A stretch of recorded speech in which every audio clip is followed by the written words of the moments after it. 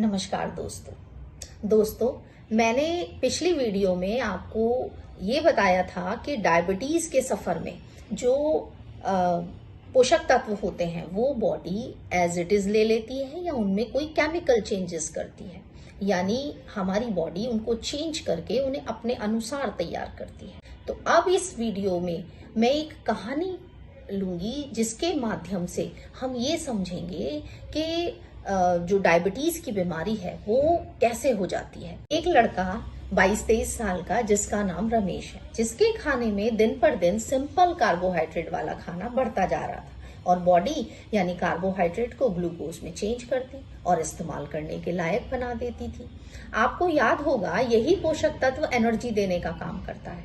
अब दोस्तों प्रश्न है कि ग्लूकोज या कार्ब एनर्जी कैसे देता है। इसका बॉडी में एक प्रोसीजर चलता है। जब ग्लूकोज या कार्ब से एनर्जी प्रोड्यूस कराने के लिए उसको सेल में ट्रांसफर होना पड़ता है। सेल वही है दोस्तों जिसपे हमारे सारे शरीर की इमारत टिकी है। उसके लिए भगवान ने हमारे शरीर में एक मशीन यानी पैनक्रियाज लगाई है जो एक जूस का सिक्रेशन करती है जिसे इंसुलिन कहते हैं। यह एक कैरियर है जो कार्बोहाइड्रेट या ग्लूकोज को ब्लड से उठाकर ले जाती है और सेल में ट्रांसफर कर देती है। सेल वही है दोस्तों जिसपे रमेश के सारे शरीर की इमारत बनी है। हाँ, तो मैंने बताया कि बड़े होने पर रमेश के खाने में कार्बोहाइड्रेट बढ़ता जा रहा था, यानी ग्लूकोज या कार्ब को एनर्जी में बदलने के लिए इंसुलिन की ज्यादा जरूरत पड़ रही थी। रमेश की इंसुलिन मशीन को इंसुलिन ज्यादा प्रोड्यूस करना पड़ रहा था। अब सिस्टम क्या रहा, रमेश ने कार्ब वाली डाइट ली, बॉडी में कार्बोहाइड्रेट ग्लूकोज में चेंज हुआ, पैनक्रियाज मशीन ने इंसुलिन बनाया और इंसुलिन कैरियर ने ग्लूकोज को उठाया और ब्लड से सेल में ट्रांसफर कर दी और सेल ने एनर्जी प्रोड्यूस कर दी। अब दोस्तों रमेश का जो वर्क स्टाइल था वो हार्ड नहीं था, ज्यादा एनर्जी की उसे जरूरत नहीं थी, इसलिए सेल बेचारी शुगर लेते लेते थकने लगी। पर रमेश है कि जबरदस्ती शुगर को सेल में ट्रांसफर कराया जा रहा था क्योंकि कार्बोहाइड्रेट दिनों दिन उसकी डाइट में बढ़ता जा रहा था। अब धीरे धीरे उसकी सेल को गुस्सा आने लगा और उसने अपना दरवाजा बंद कर लिया और शुगर लेने से मना कर दिया। यानी रमेश के शरीर में इंसुलिन के लिए रेजिस्टेंस डेवलप करनी शुरू कर दी। यानी अब रमेश के शरीर में थोड़े बहुत चेंज आने शुरू हो गए, जैसे थोड़ा थोड़ा मोटापा दिखने लगा, उसमें थकावट रहने लगी। इस तरह 2-3 साल निकल गए। अभी तो रमेश का कोई ध्यान नहीं जा रहा था, वह बराबर शुगरी प्रोडक्ट कंज्यूम कर रहा था क्योंकि उसको कोई खाने के बारे में नॉलेज नहीं थी। उसकी मशीन भर भर इंसुलिन बनाती रही और बार बार जबरदस्ती सेल का दरवाजा तोड़ती रही और उसमें ग्लूकोज ठूसती रही और सेल बेचारी क्या करती। अब उसने धीरे धीरे शुगर को मोटापे के रूप में जमा करना शुरू कर दिया, इस उम्मीद में कि कभी तो रमेश कार्बोहाइड्रेट वाला खाना कम करेगा या ज्यादा मेहनत करेगा तो उसे मोटापे को मैं गला गला के खत्म कर दूंगी। पर अफसोस ऐसा दिन आया ही नहीं। अब रमेश हर दिन खूब मोटा होता जा रहा था कि उसके शरीर में कुछ और सिम्टम्स भी बढ़ गए, जैसे उसकी गर्दन पे कालापन आ गया, पेट बढ़ गया, थकावट और ज्यादा रहने लगी, यूरिन की फ्रिक्वेंसी भी बढ़ गई, थोड़ा थोड़ा पेट भी खराब रहने लगा, पैरों में दर्द रहने लगा।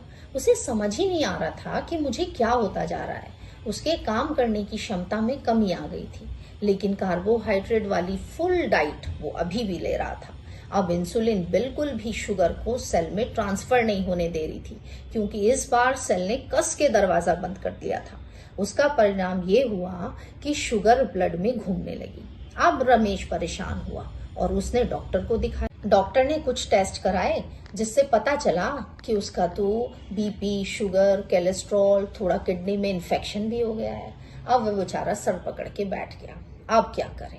अब उसका इलाज शुरू हुआ, उसे कुछ दवाइयां दी गई कि ये खाओ, शुगर ठीक रहेगी। अब जो वह गोली खाता वह गोली इंसुलिन मशीन पर प्रेशर डालती कि चल और इंसुलिन बना। बेचारी मशीन धड़ाधड़ इंसुलिन बनाती। दोस्तों अगर शरीर में ज्यादा इंसुलिन बनने लगे तो उससे भी परेशानी आने लगती है, जैसे घबराहट, कोलेस्ट्रॉल, हाई बीपी, शरीर में सूजन का आ जाना, इस तरह की दिक्कतें आ जाती हैं क्योंकि इंसुलिन एक ग्रोथ हार्मोन है। यही सब दिक्कतें रमेश के साथ भी आने लगी। फिर से वो डॉक्टर के पास गया। डॉक्टर ने दवाई की डोज और बढ़ा दी अब धीरे धीरे बेचारी इंसुलिन मशीन बैठ गई और बोली अब मुझसे ना हो पाएगा। और इस तरह रमेश अब कुछ भी खाए ब्लड शुगर हाई हो जाए, क्योंकि शुगर अब सेल में बिल्कुल भी ट्रांसफर नहीं हो पा रही थी। शरीर ने इंसुलिन रेजिस्टेंस पूरी तरह डेवलप कर ली थी। अब इंसुलिन मशीन भी खराब हो गई। अब रमेश काम करता तो उसे एनर्जी ही नहीं मिल पा रही थी। सेल के पास जो पुरानी एनर्जी थी उसने वो भी रिलीज कर दी थी। धीरे धीरे रमेश कमजोर होता जा रहा था। सेल को एनर्जी के लिए ग्लूकोज नहीं मिल रहा था। पर दोस्तों अभी भी ऐसा नहीं था कि रमेश कम कार्बोहाइड्रेट वाली डाइट ले रहा था, पर अब उसके पास कार्ब ले जाने के लिए कोई कैरियर नहीं था। अब डॉक्टर ने रमेश को सलाह दी कि भैया इंसुलिन लेना शुरू कर दो, क्योंकि तुम्हारी इंसुलिन मशीन फेल हो गई। इस तरह दोस्तों हमने देखा कि जब रमेश मोटा हो रहा था तब मशीन बढ़िया काम कर रही थी, खूब इंसुलिन बना रही थी, लेकिन हर चीज की एक सीमा होती है। उसने मशीन का नाजायज फायदा उठाया। खाने की नॉलेज ना होने की वजह से उसने डाइट में कोई चेंज नहीं करा और मशीन बैठ गई। यानी दोस्तों वह पूरी तरह से डायबिटिक हो गया। अब डायबिटीज रिवर्सल की कोई गुंजाइश नहीं रही। अब उसे ऐसे ही जीवन यापन करना पड़ेगा।